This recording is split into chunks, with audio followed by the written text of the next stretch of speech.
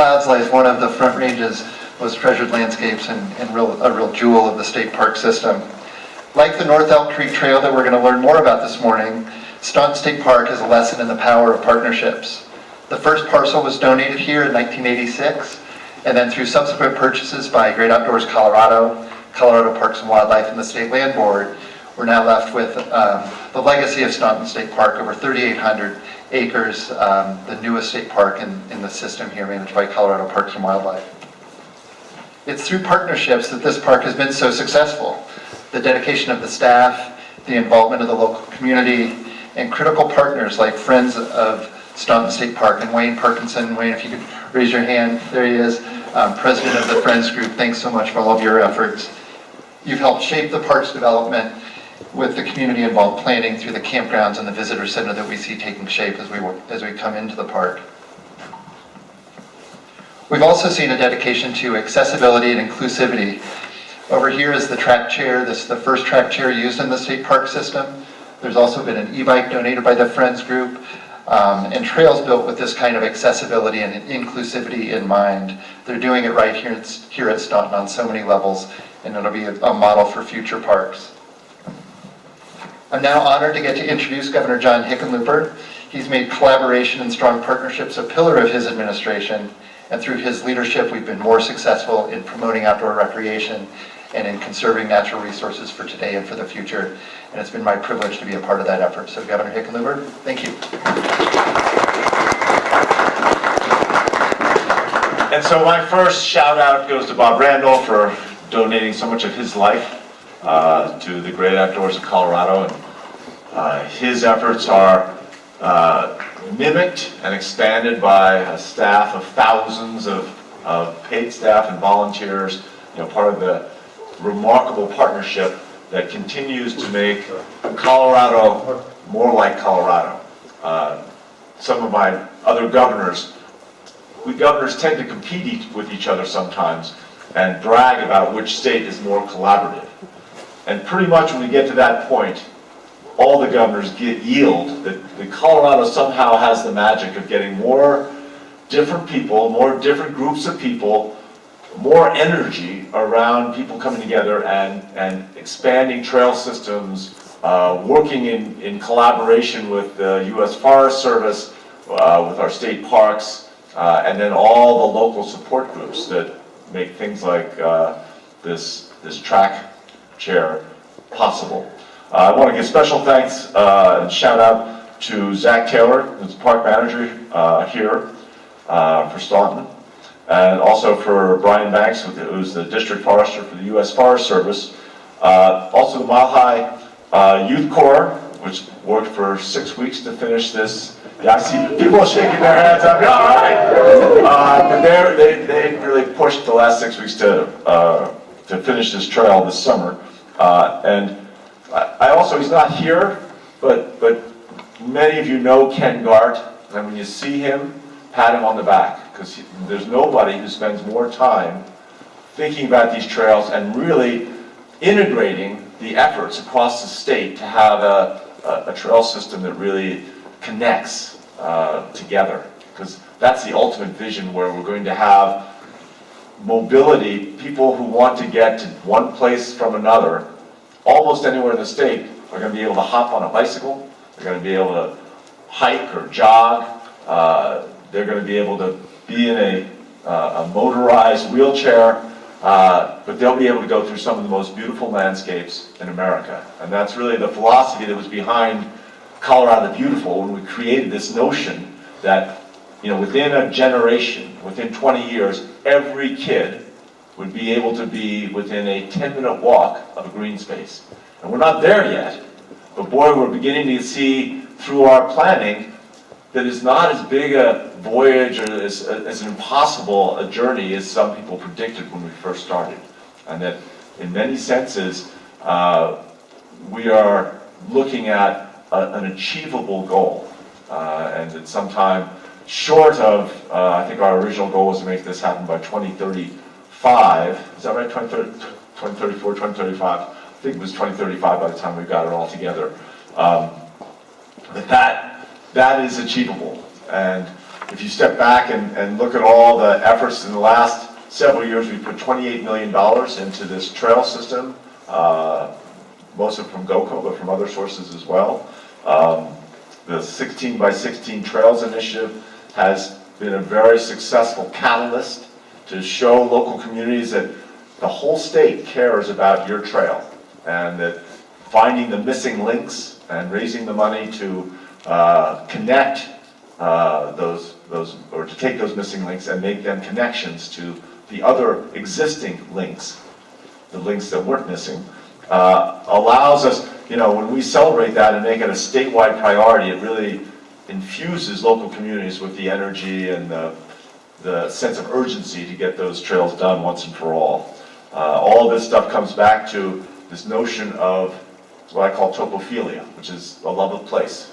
And no matter what kind of economic development you're thinking about, whether you're in a city and it's an office building, or whether you're out here and it's a little 5-person company that's manufacturing little widgets that make a backpack a little lighter, whatever the business is, it comes from some affection that people have for where they live.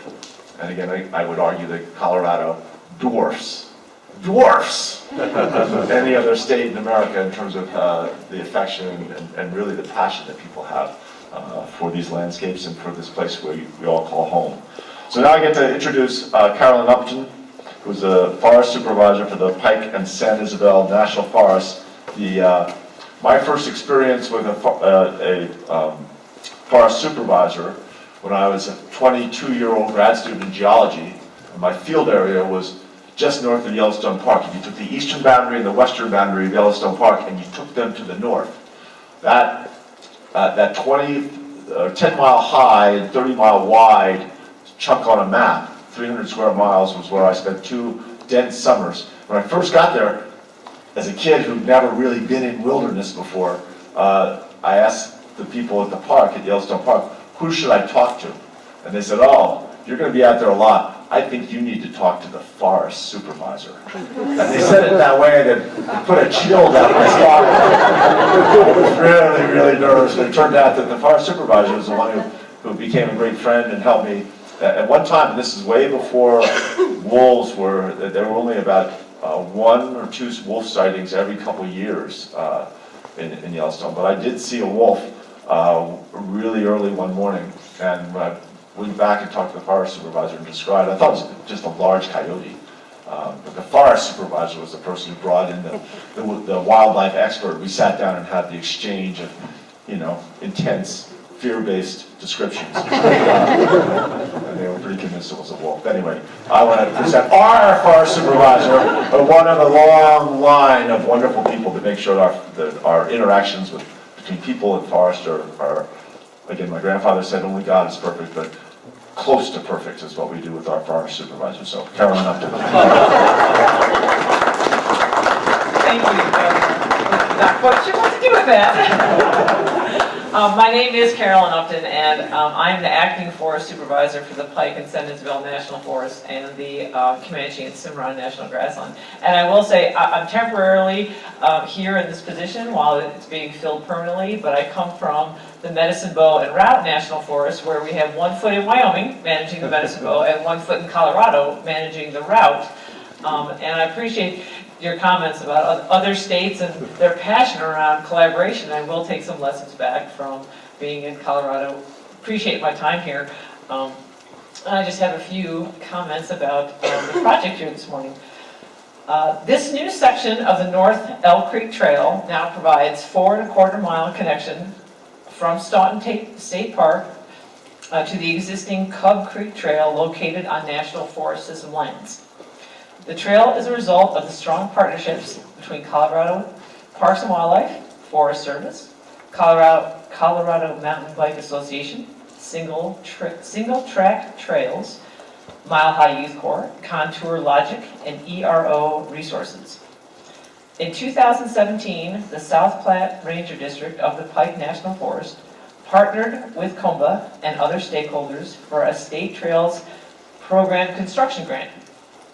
They were selected for grant funding in the amount of $108,000 to implement the $155,000 North Elk Creek Trail project in 2018. With the grant funding, COMA contracted a professional trail designer, a professional builder, as well as the Youth Corps to complete the project. Youth Corps worked for 6 weeks on the trail project to finish this machine-built trail. The new trail segment provides improved connectivity between Staunton State Park and adjacent National Forest system lands and trails. This trail is located in Park County, Colorado. The Forest Service feels that given the proximity of Staunton State Park to the mountain communities of Aspen Park, Conifer, Evergreen, Bailey, and the Denver Metro, recreational demand for use of the trail areas will continue to increase over time. We feel it is important to seek ways to improve upon the quality of life for Coloradans, including access to public lands and improved opportunities for recreation and solitude. Identified as one of the 16 Colorado the Beautiful priority trail projects by Governor Hickenlooper, this project helps to achieve these initiatives and goals by connecting diverse recreational opportunities at the local and regional levels. Historically, trails were our highways, designed to get people and things to and from places. Many of the trails we use today were developed in a different era with utility in mind by homesteaders, miners, loggers, and wildlife. Whether you are on foot, horseback, or bicycle, the North Elk Creek Trail provides access across jurisdictional boundaries to our public lands for everyone to enjoy. But this trail does more than provide access. Hundreds of hours were spent planning for an enhanced user experience, scouring the landscape in search of unique geological features, vistas, and fall lines. In the design phase, considerations like sinuosity, cadence, and flow were just as important as destination, which makes for a trail that is exciting and fun as it is beautiful. We would like to thank our partners, whose collective efforts will benefit the public for years to come.